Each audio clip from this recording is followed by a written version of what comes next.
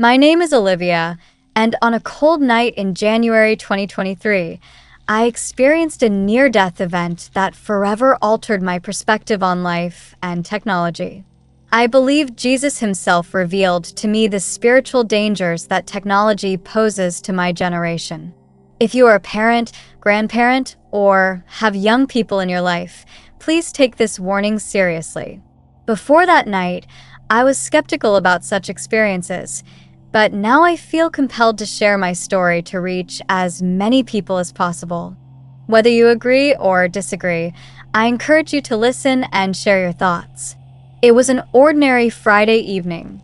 I was lying on the couch, scrolling endlessly through TikTok, Instagram, and YouTube.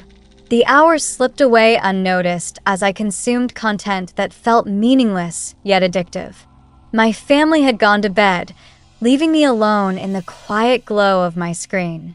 Suddenly, I felt a strange dizziness, like the room was spinning. I thought it was from staring at the screen too long, or maybe from low blood sugar. I decided to get up for some water, but before I could move, everything went black. The next thing I knew, I was no longer in the living room. I was floating above my body, watching myself slumped on the couch with my phone glowing in my hand. Panic set in. Was I dead? What was happening? I tried to scream, but no sound came out. Then, a blinding light pierced the darkness. I turned and saw him, Jesus. He didn't look like the church paintings I had seen growing up.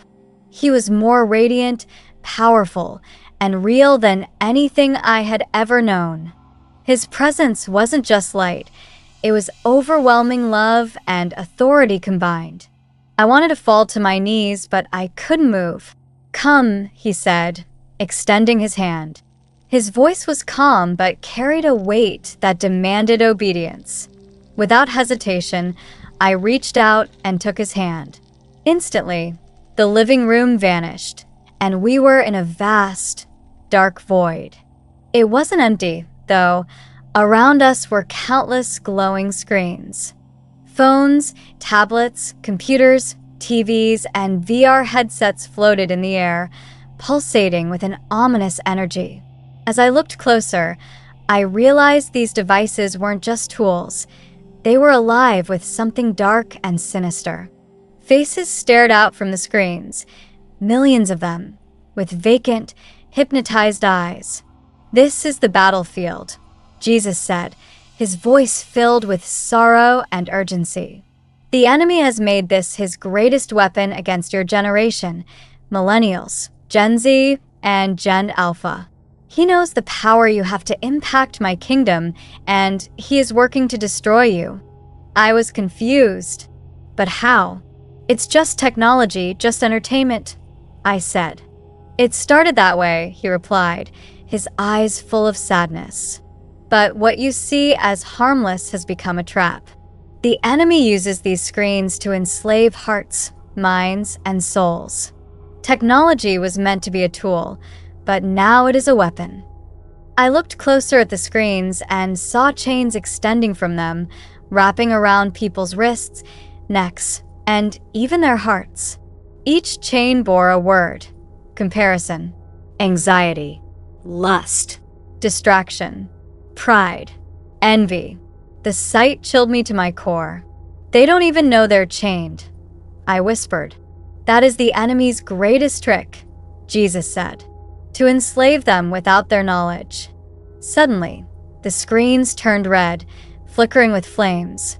A dark symbol appeared on every screen and began to imprint itself on people's foreheads and hands like a searing brand. "What is that?"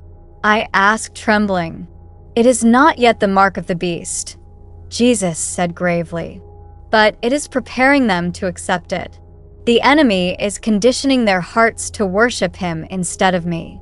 They are being trained to value convenience, approval, and instant gratification above all else. When the time comes, they will accept the mark without question." I felt an overwhelming guilt as I thought about how much time I had wasted on my phone, how often I had argued with my parents about putting it down. I realized they hadn't been overreacting.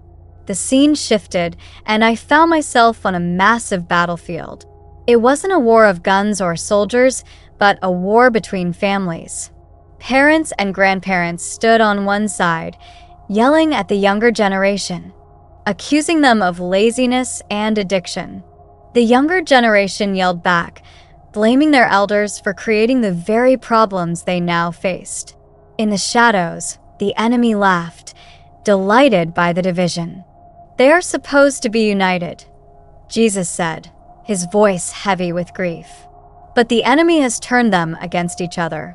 The older generations must wake up and see that their children and grandchildren are under attack. They must fight for them, not against them." "How can they fight?" I asked. "What can they do?" "They must pray," Jesus answered. "They must teach my word and lead by example, putting me above all else, even their own distractions. Many of them have been lulled to sleep by the same devices." I looked around and saw adults glued to their screens, scrolling through news or playing games while their children wandered into darkness. The next scene broke my heart. I saw a church service filled with people, but most weren't paying attention. Some were scrolling on their phones during worship, others taking selfies during the sermon. The pastor spoke passionately, but his words were drowned out by the glow of screens. "This is my house," Jesus said, his voice trembling with anger and sorrow. "But it has become a marketplace for distractions. My people no longer seek me with their whole hearts. They seek entertainment, validation, and convenience." Desperate, I turned to Jesus. "What can I do?" I asked. "I'm just one person."